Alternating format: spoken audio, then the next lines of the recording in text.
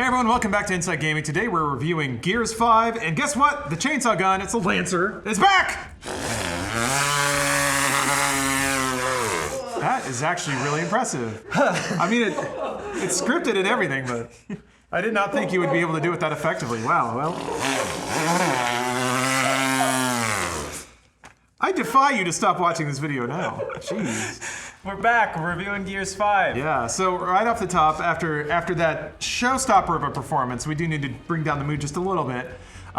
You know, you gamer gators out there got your way. Our colleague and friend, Alana Pierce, is in this game, and also Rahul Kohli, a friend of the channel, is also in Gears 5. This does not influence our review, as Alana isn't part of this one. In fact, she went out of her way to recuse herself from all of this. From every last part of it, she didn't touch a part of it on purpose. So y'all harassing motherfuckers, leave her the fuck alone for 5 seconds. Jesus Christ. How's that for a disclaimer? Boom. So moving on to Gears 5. All right, let's get into it. So this is the 5th Gears game, shocker. That's the first of many bombs you're gonna get on this review. Yeah. But I guess we can start with the story. That seems like it's always the thing, the high concept stuff, and then we'll get into the chainsaws later. What is your experience with the Gears series? Because I played them all up through 4, and I played like the first 2 hours of 5. Yeah, so I played the first one at my friend Nate's house in his basement. Hey, shoutouts to Nate. Shoutouts Nate. I haven't been back to the series since then. So yes. just Gears of War 1. Gears 1 and Gears 5. Wow. So there's a couple story holes and stuff, but like I've played enough of the multiplayer too, and Lawrence is here to fill in the gaps, so let me get ahead of the comments down there and say that I can review this game. Yeah, I don't necessarily think that the story or the continuity of the story is all that important, but having played the first few hours, I can confirm this picks up soon after the events of Gears 4, which is kind of the next generation. It's the new class of Gears, you know? Right. There's a brief recap video of the events of the last game, but I gotta be honest, even having played Gears 4, it actually didn't help me much. But that's also because Gears 4 was kind of wacky out there. It starts to get into very arcane sort of mystical stuff. It's a lot of just like melodrama within families and people getting swallowed by giant bugs, and then you gotta cut them out of those bugs, and somebody's mom gets sapped to drive her life for, I don't know. There's a lot of familiar relations that this game focuses on as well, which is actually, I think, where the story shines in this one. Okay. So I guess the overarching story of this is you're getting Hammer of Dawn satellites online to wipe out the Swarm, which is what came up to replace the Locusts.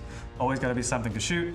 And that's like a fine enough premise. You start off at like a satellite base trying to launch one in, but it kind of shines most when it gets down into the personal story that revolves around the protagonist, Kate Diaz. And I think that was where it did best.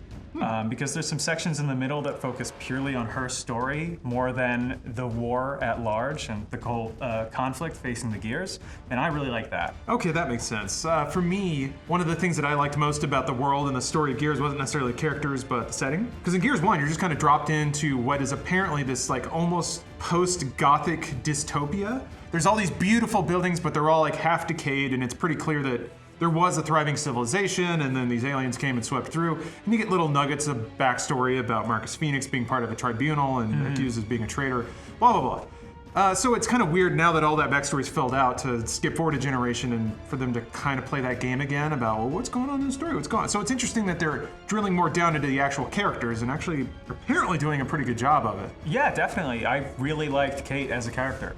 You don't start out with her. She's part of the story from the beginning, but it's not until a couple hours into the game that you play as Kate. And she's this great blend of like inner turmoil and paramilitary know-how. She knows exactly what she's doing, but also she's got these headaches that are linked to the Swarm or something. Because her mom got swarmified or whatever. So she had to like, minor spoilers for 4, I guess, but she had to like kill her mom. Yeah, well, there's always like, that's happened in a lot of Gears games, if I'm not lying. It is a sort of, it is a story string that a lot of developers like to pluck because it's a particularly effective one. Yeah, I mean, just use the parents to tug on those heartstrings. But don't worry, there are still plenty of barrel-chested beefcakes, dear gamer, here in Gears 5. Yes. And older beefcakes too. Yeah. Marcus Phoenix still kicking around with his gray old beard? Grizzled Marcus and his son JD? Yep. JD. Protagonist of 4. James Dean Phoenix. Yeah. Yeah.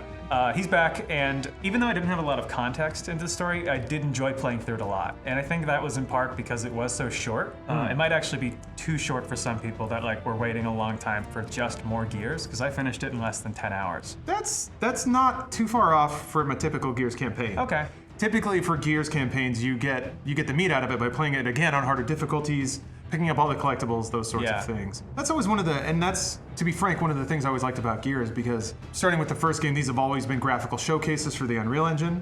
I think to that extent, Gears 5 is definitely one of those. But Absolutely. hunting and picking around the levels for all those collectibles is actually a really good way to just be a bit of a digital tourist, because these levels are incredibly well detailed. So one of the reasons I always loved playing the other Gears campaigns to completion is that you do get that ridiculous, like, chainsawing through a pile of meat moment, but then that's followed by this weird moment of calm where you're just sort of wandering around this ruinated office building looking for cog tags and stuff like that. So it's good to hear that those elements are still roughly in place in 5. Oh, absolutely. And you said the settings usually took, I guess, a foremost position in front of characters in past games. And the settings in this game still are really, really good.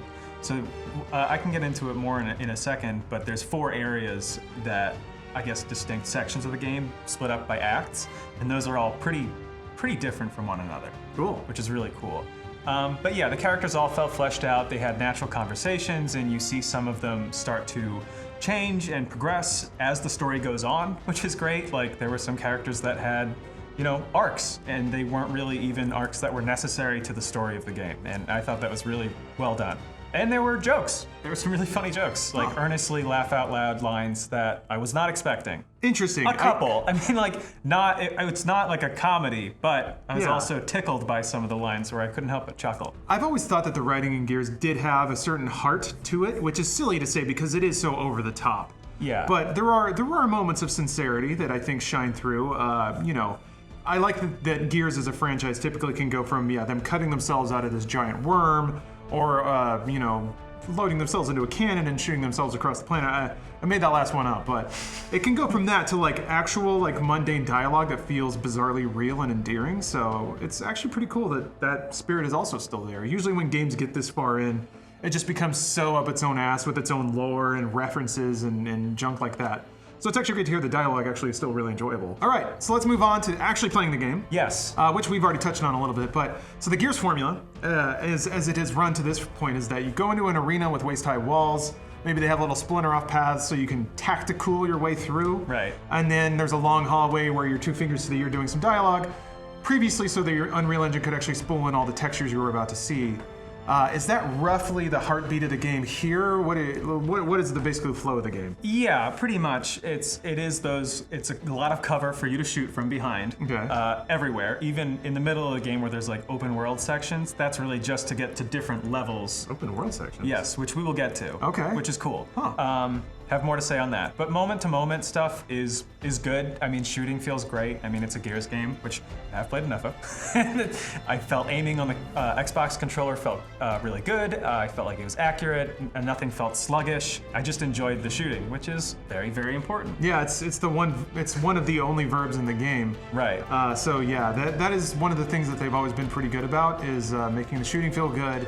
And there's always that mini game with the active reload. So, yes, I really, really like that. Yeah. Which is interesting because the shooting is apparently up to par. How about the movement between cover? That has always been something that they've been pretty good at. Yeah, I think it was a little weird for me because I guess maybe it was just because it was a third-person action game. But like some of the choices for like when you are sprinting, the momentum you take is really unwieldy. Yeah, the roadie run. You move like a tire. You can't really turn. Exactly right, Yeah. and it's a creative choice. That's the point. But like it would often like steer me, and I would get into cover, and it would be just exposed, flush up against a wall, and I'm like, oh, I want to get out of this, and then I would just dive roll to the other side, right in the middle of enemy cover, and so it was a little bit of a pain. I would have to like run, stop running, and then get in position, squat down behind a wall, which fine. Like it didn't really lead to anything bad, and moment to moment I was able to get around, but that was like a little finicky for me. I will say that there is actually a degree of there are small tricks that I think might help. So if you're up against a wall, you can hold a direction and hold like A,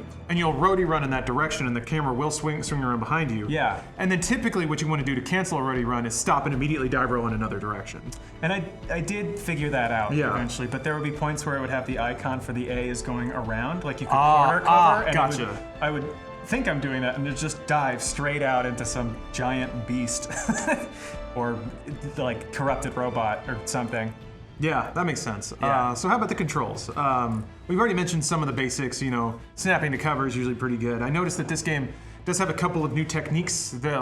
when you're backed up against cover and somebody else is over there, you can reach over and grab them. Yeah. Which feels kind of like more of a multiplayer play because just like Rhodey running up into cover and just spraying the Nasher over cover is just, it's a gold standard for multiplayer, so it's nice to have an explicit counter to that. You can also vault and kick people. I don't know, how did you feel about the control scheme in general? I mean, I felt good about it. It took me a second to get used to it. It's really different than most shooters that are out today. I think a lot of that is owed to the fact that the franchise is so old. But that makes sense, I didn't really have any problems with it. It just took a little bit, like I went back to Destiny and had to like totally remap the way everything works, which also a weird game. I think one of the biggest differences is that all the item selection is done on the D-pad. Yeah. Whereas in Destiny and Halo, weapon switch is always Y. So I think that seems to be the big thing that takes people a little getting used to, is that you don't have a grenade button, you don't have a like swap weapon button. It's just you have to hit the D-pad in the correct direction to pick. Whereas on PC, it's 1 through 4. Honestly, I think that makes a little more sense. But with WASD, you do kind of lose that analog motion that you kind of need in a third-person action game. It's really interesting. So let's move on to the actual combat. Yes. So we've covered the controls, the actual moment-to-moment gameplay. So how about the actual fights, the craft of those fights? How does that work out? Well, first, I made a point in my notes to mention that the Lancer's ammo capacity tops out at 420. Hey! Yeah, it does. So, see you on Xbox Live, everybody. weapon variety is not great. Like there's variants on the Lancer, there's different shotguns, and there's really cool like turret kind of stuff. But at a certain point, there's not really. I guess halfway through the game, they introduce a couple new weapons when you get to this like desert area, which I think was just the beginning of Act 3. That was fine though, because like what I did have, I really liked. Okay. So like the shotguns felt amazing, and then if you wanted a bigger shotgun, you can do that. And then if you want an even bigger gun that does the same kind of big area of effect damage, that also does that. Great. But what really set the combat of this game apart for me was Jack, which is your robot buddy. Okay. So Jack is kind of like the way that the game implements your power-ups and abilities. He can freeze, shock, shield you, use mind control to like possess one of the swarm. Huh. Yeah, it was really cool. It made the abilities feel like they were like part of the world. Like it wasn't just like cooldowns, like it was like or you just magically get psychic powers. Like Exactly. something, you tired of the swarm, now you can blow people up with your mind. No, and I think that was most simply demonstrated by the fact that Jack is your flashlight. Yeah. So like if you went ahead of him, that's cool. There's a I little thought bit that of was lag, great. but he always swivels around to show you Yeah, where like you're if you going. run into a room, you have to wait a second, and your character might even go, Jack, some light, and then he'll like, and come back in, and then shine the area whichever you're facing. And if you move too fast, he has to compensate. Which with the power-ups, you have to think of Jack as a character, not just a set of abilities you can use. So like, one thing he can do is fetch ammo and guns for you from across the map, which is great. It kind of turns it into this like different kind of management layer that added on top of the combat. But if you send him away to go get you a gun, you can't just be like, shield me right now. You have to wait till Jack comes back, which could sound annoying, but it actually, for me, I was like, of course, he's over there. I can't use him until he's done the task I sent him to do. Yeah, at least interesting decisions that make sense because of the way it's expressed to you through the game. So Yeah. that's pretty smart design. Here's kind of an aside question I'm curious about. How about the combat design? So do the enemies attack you, or do they have abilities in such a way that prevents you from just sitting behind a wall and killing everything? Yes, yeah, there's some enemies that'll rush you, like Okay. kind of like pawns for the swarm that like have like, that are like live grenades that will rush you okay. and blow you out Suicidal of cover. enemies or something like that? Yeah, and there's these like leech enemies that will come around behind you. Okay. And so like, that did keep me moving around the map. I wasn't really stagnant, which was great. And sometimes you'll have a mixture of those, but also snipers up on the ramparts or on like a walkway, which requires you to really think about where you're going. And to work with that, you can get your party to target one enemy. Oh. So it was Oh, really so you can like have your party lock them down and cover while you circle around behind the flank or Exactly, something? yeah. That's So you cool. can All right. you can like say like, hey, I need everyone to shoot that person so they don't keep me pinned down. And Jack, can you go grab that ammo from over here? And I'm gonna roll over here and reload in the same time. It's just like a really cool, like I said, level of management where you have like a lot of like It's tactics. a and lot. that's It's what tactics. Gears was supposed There's to a lot of always be irons and a about. lot of fires, and the game gives you the tools to work with them. That's And fantastic. Well, it sounds like one of the tools that you lean upon pretty heavily is your friendly AI. yeah. Does that ever become a problem? Because AI can be a little finicky sometimes. I mean, not enough that I would like count it really against the game. It's Okay. like the normal stuff where like occasionally they'll like just stand in front of you in like a ladder and you're like, please, Yeah, stop. please let me past. And What? I watched, might have to get the swarm out of here. Yeah, And I know. I watched Jack just like float into death's way multiple times. Where Oh, just, can he like, actually get knocked out He of can get combat? knocked out of combat. Okay. But sometimes it wasn't even in combat. It was just like a duct blowing super frosted air. And Jack just went like, "Whoop," and just died. And I was like, okay, I mean, sure, we can do that. And another time, little guy. weapon management is a little, like, I tried to pick up a different gun, and it only had 2 bullets in the clip. Yeah. Use those, and then as I went back to pick up the shotgun I had dropped, my AI buddy Dell picked it up and was like, sure can use this, and just like put it in his pocket and didn't drop anything else. And I was like, but they were good. I mean, it was worth it for the banter and the camaraderie. Yeah, that's actually really good to hear. So you alluded to this earlier. I'm fascinated by this open world idea because I don't see how the meat and potatoes of Gears, which is cover-based shooting and maybe like small, intricate, sort of almost claustrophobic environment exploration, how does that even play into an open world? Is it just wasted time if you just roadie running across a huge distance just so you can go to a map transition point? I mean, it's interesting because it is kind of the antithesis to Gears, like cover shooter, claustrophobic, like you said. Like, it's not Breath of the Wild, it's not Horizon Zero Dawn. You're not going to be like happening upon random occurrences throughout the world. So you play through the intro and then you get introduced to this like icy, frozen over lake that the open world basically acts as a means to get to the next objective rather than an area to play in. That's not to say there's not other stuff to do. There's side areas and missions where you can go and start it. First, let me talk about one of the best parts of these open worlds, which is your skiff, which is like a land sailboat, which is amazing. I love the skiff. I'm so pro skiff. But like, it wasn't really part of like moment-to-moment combat or gameplay because you drive it across the tundra or the sand in Act 3, park it, and then you go into an area where it is waist-high cover and waves of enemies. So like, it's not an open world game, but it has open world things about it. I think it gave me enough linear stuff, but it gave me just like a taste of like open world stuff, and most of the missions didn't use it. So like I said, the skiff was great for getting around. It felt glidey, it felt cool, you could skid around, it was simple controls, but you felt like you could master it. But there was only like one mission that used it. Yeah, I guess, do you feel like there's a lot of opportunity that was just left on the table? Because that might be a be careful what you ask for kind of thing. They could load the open world section of the game with like fetch quests. Yeah. Like, we need mushrooms, go get them, and they're just scattered around. Would that really be all that satisfying? No, I don't think that's what I would want. I think maybe I would want like, I think it would be cool to have like swarm patrols. Like the world didn't feel alive. It was like totally like do one thing and then just like sail across to the next thing, which is fine. I mean, like when you got to that thing, it was good. Maybe that's just yeah. From the sounds of it, and this is me being a little generous, but maybe it just fits into the rhythm of the game. How when you go into a linear level, it's pretty high action. Come out to open world. This is some downtime where you can just sort of cruise and relax, almost like the boat in God of War. Now, there wasn't a whole lot going on there, but that was a way for them to deliver dialogue and to just give you a minute to sort of clear your mind, have a little lull before you go back into a more linear section with a lot of stabbing and yelling. No, that's absolutely true, and it does. You do get like dialogue and story dumps. It's a little weird that like it's only existing in the middle, like it's this double stuffed Oreo, and like it's super linear on the bookends. That makes sense. It didn't feel half-assed. Like it felt really good to pilot around it. The skiff could have easily been a truck, but instead they went with this super weird sailboat design with like big sled skis on the side of it. Yeah, and like you could stow guns on it, but since I never took it into combat, I never took the guns off. Oh, okay. So they stayed on.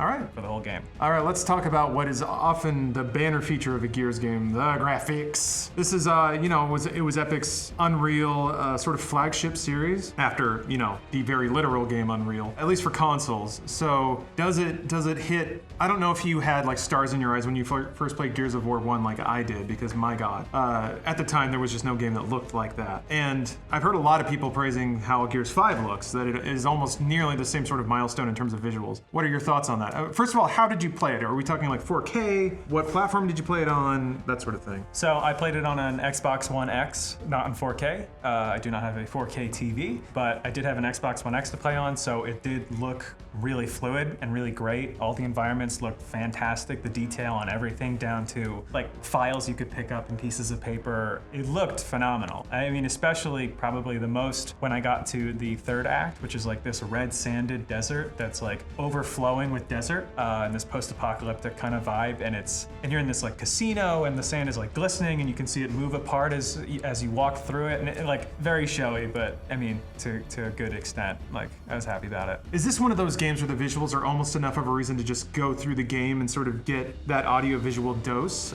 There are some games that definitely feel that way. I feel like God of War had some scenes that are just so visually amazing that it's almost worth it to just go through and see those things. I don't know, how would you weigh in on that? I wouldn't say it goes quite that far. Okay. I think if you're not into Gears gameplay, this is not like the game you want to just take a tour through. It is a lot of that, of course. And I mean, there's other games that look really, really good that you could just kind of waltz through. And God of War was like the whole one-shot thing, so like that was like predisposed to be cinematic in a lot of ways. But I mean, this looks amazing, and I think it wouldn't be the sole show, but it's a great complement to everything going on already. Okay. One last question in terms of the graphics. Where do you fall on the? So there's like a division between maybe the fidelity, like the execution of the visuals, and then also the artistic drive of the visuals. So you're describing like a casino that's overridden with sand. It's a really cool and almost dreamlike sort of imagery. Would you say that most of the game it's like equally balanced between the artistry of the visuals and then also the execution of them? Yeah, I think Gears has a really specific visual language that it uses a lot, which it definitely uses in this. Not every single part is the same. It's like ruined grandeur seems to be the sort of overarching tone of the series. Yeah, and there's an area where the ice part is more of like a derelict, like abandoned kind of base. There's a lot of dereliction in Gears. Like every building has been decades since abandoned, and it's either overgrown with like weeds or mold, or it's just run down and decayed. But there is a weird sort of beauty about it. It's like it's abandonment porn, but throughout. I don't know if that holds with Gears 5, but certainly all the other Gears seem to have that to the nth degree. I mean, definitely a lot of it, and you can see the design of the world as it falls apart is really cool. But there's a section, early on that is not demolished and has not been ruined, or maybe it might be in the process of being ruined. Who's to say? Me, but I don't want to spoil anything. However, it's really cool to see like what the world looks like while it's being lived in. Okay. So like there's a part where like you come through what was like a party in this like big hall, and like the decorations and stuff are still set up. And like that's not really specific to the Gears design, but like that gives you an idea of what these places look when they're actually active, being used, which I really appreciated. Cool. Well, it sounds like high marks for the campaign all around. Yeah. But that comes and goes. I think the thing that a lot of people spend a lot of time in is multiplayer, obviously. Yes. So there's a few modes, and even very new ones to Gears 5, right? So what are all those? Just enumerate them all. So there's Versus, which is kind of like a team deathmatch. There's Horde mode, which is like the tower defense kind of like waves of enemies. Stuff. Yeah, and then there's Escape. I didn't play as much of that as I did Horde, purely because I had more fun in Horde. But Escape is like you get dropped in the back of like a dungeon, and there's a timer going down, and you have to get to checkpoints to get out of it, and then you have to play quickly, right? Like there's a timer. Yeah, basically. there's a timer going down, which is not very generous, and you don't have a ton of supplies, so it's like a lot of knifing and just like running to get through. Okay. I didn't play that with a friend, and so like my experience with Escape was the other players just taking every single drop of ammo and then not helping each other until only one person escaped on the chopper at the end. So I was like, wow, okay. I'm sure it would be more fun with like a squad of people to play with. Yeah, I can see that being frustrating. Yeah. I mean, yeah, when you're pairing up with the randos, they're always going to look after themselves, especially if there's achievements in the offing to actually beat the mode. But Horde mode, however, I played a pretty decent amount of, which I had a lot of fun with. Okay. Yeah. Is it easier for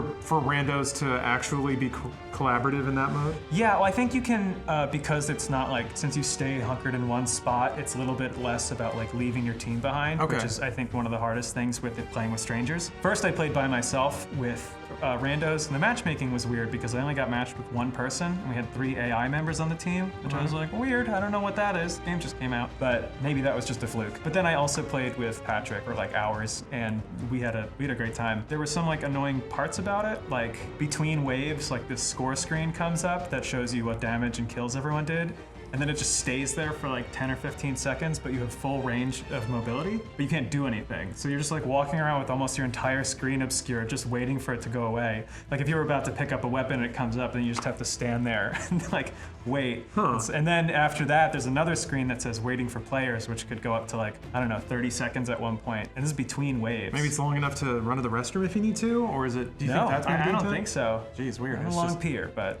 Just long, maybe it's to just resync all the clients and make sure everything's on the up and up before you start the next wave. Yeah, I understand that, the importance of that, but also I was kind of like, well, why can I move around? Like, that's a good point. It felt like it wasn't like thought through for people playing the game. So keep a piss bottle on hand. Got it. Yeah. Or another piss bottle on hand. But yeah, I mean, like the wave stuff is is good. The maps are really fun, and I played through enough of them that they're all pretty different. Like one has a train that just comes through, Cool. which I did get splattered, ruined by the cow catcher on one of those bad boys. Okay. It's a wave combat thing, and Yeah, and you like build fortifications and turrets and upgrade them and stuff like that. yeah, and you can like certain characters can repair the fortifications, and that's really cool. You can play as Jack. Oh, You can play as the robot. that's cute. Yeah, which is fun. It means that when you're playing a multiplayer, you don't get the abilities from the campaign, which would probably be unfair, but That makes sense. you get to play as Jack. That's the trade-off. And so he can like shock people, and you can still do the pick up ammo and weapons and then drop them somewhere else, even playing as Jack. So you control people if you want to? No, Aw. I don't think so. You I just didn't, carry well, I it didn't away get to and then that. I drop it played over there? more. I don't know what was up with it. I don't know if it's part of the way it's designed, but on multiple occasions, I'd pick a character to play them, but then when the game would start, I would be a different character. I don't know if that means that certain people can't be doubled up and the game defaulted me to something else, That may or be if it the was a case. bug. I'm not sure. But I Well- tried to play as Jack another time and it didn't keep me in. So how about traditional versus mode? Did you put much time into that? Because I probably put the least time into that. yeah, it can be intimidating because people that hit that mode have a decade of experience in it. And when you really drill down into very competitive gears, it's much different than playing the campaign. Yeah, definitely less, I think, methodical and a lot of like getting around people instead of making, for me, like during the campaign, I was like, we're on this side, the enemy's on that side. Yeah, it's very Napoleonic when you're playing against AI, but when you're playing against people, they're just roadie running all the time. They just pop up, bang, and then you're Yep. dead, and then they just keep running. So if you're not, it's a different kind of game, and not one that I ever got that good at because I didn't really want to learn that game. I liked the campaign version of Gears too much to be like, okay, let's throw all that out the window and learn how to play this bullshit version of it. And a team deathmatch is not really something I want to play in third person. I mean, I prefer if I'm going to play like a quick deathmatch in Battlefield or Titanfall 2. That's like I like fast first person kind of stuff instead of a more lumbering third person camera. Okay, well, yeah. So I think I was just predisposed to bounce off of it maybe. So unfortunately, I guess in that regard, if you're really into competitive Gears, we can't really speak to your experience or speak to the quality of this game and reflecting that. But hey, at least we know that and can own up to it, probably. And also, if you're probably super into competitive Gears, you probably already bought the game. So hopefully we didn't let you down there too much. Just make a Reddit post. Yeah, calling us out, shilling again. Yep. So okay, let's in terms of the game, it's got tons of modes. Apparently, a pretty on point, or pretty on average campaign in terms of Gears. Yeah, it was good. Just in terms of the overall package, though, like, did you notice any bugs, any glaring problems? Did the game run well? Was it just a good experience all around? Yeah, it ran for the most part really well. I don't know how it would be on a launch Xbox or an Xbox One S, but for me it ran pretty well. Occasionally I'd hit a stutter on the frame rate when I was in the skiff in the open world, but I guess that's to be expected for loading new areas. If you're in combat, when I was in the levels, rarely did I see a problem. There were a couple bugs that were a little bad. One required me to quit out the game and restart the app because I died and it just had a perpetual loading screen that just said saving checkpoint. Oh, okay. Yeah, which wasn't great, but it only happened once. And it may have been patched out. Also, sometimes getting into the lobby to start the campaign, I wouldn't be able to press any buttons, and I wouldn't be able to get into the next area of the lobby, which required another restart. It actually ran pretty well on my launch Xbox. Oh, it did? Yeah, it ran okay. Well, great. That's actually surprising. Okay, so game runs well enough, got tons of modes, campaign's fun. I don't know, sum it up. How do you feel about this game? I feel fine about it. To be honest, I don't know if I would have played it if I weren't reviewing it. Okay. Because there's so many games coming out. But it was short enough and fun enough that at no point was I regretting playing it. Like, it didn't Okay. feel like a slog. The end of it kind of fizzled out story-wise, which I didn't talk about a lot because I don't want to spoil anything, but I would say the high points were in the middle. Kind of like the end of Act 2 was really great because there was a lot of Kate story stuff that I enjoyed, but even past that, it's not like it was bad. I had fun. Cool. So let's throw this out there. Gear 6. Are you in day one, or are you a little more? I would play Gears 6. Yeah? Yeah, I mean, like, I care enough about these characters, and I know enough of what the time commitment would be that I'd be like, yeah, sure, but I mean, yeah. Give me Gears 6. Right on. I don't know what's going on. Cool. Well, yeah, no, it's so much chainsaws and a lot of story that occasionally makes sense and often doesn't, but that's fine. There it is. How's that? That's gotta hurt, right? No. No, he's fine. I'm fine. Mike, we'd like to thank Microsoft for providing us codes for the game and also an extremely generous goddamn Gears package. It came in a whole crate. It had a 1X in there. Actually, I mean, these guys hopefully swiped up all the goodies. It had a package of cookies and a Monster energy drink. Rockstar. Oh, sorry. Woof. Monster's Death Stranding. Boy, that was close. Yeah. Don't wanna piss Anyway, off the energy lobby. they threw us tons of goodies so that we would review the game positively. So hopefully we've done that. Please don't be mad at us and continue sending us Xboxes. Thank you. Send us more books of lore between games. But yeah. Also, it had a novel, so that's nice. So yeah, all that stuff arrived. We certainly didn't ask or inordinately shill for it, but there's your disclosure again. Trying to do everything on the up and up here. So, but thank you for watching. Hopefully, this gave you all the information you need to either enjoy or pass on Gears 5. I'm in it. I'm just waiting for the time to get to it. And playing on PC, I will say, it looks gorgeous. Oh my god, I could use more ray tracing though. Like everything. What couldn't, right? Yeah. Thanks for watching, everybody. We'll catch you next time. You have, huge chunks of the games that are basically independent games, but they overlap a lot in their effects on each other. So all the sections of the game, basically you have a character interaction portion, which is kind of like life simulator, maybe visual novel style. You have a puzzle platforming section where you have to climb up a stage and push blocks around to make a path before a giant monster eats you or you fall to your death.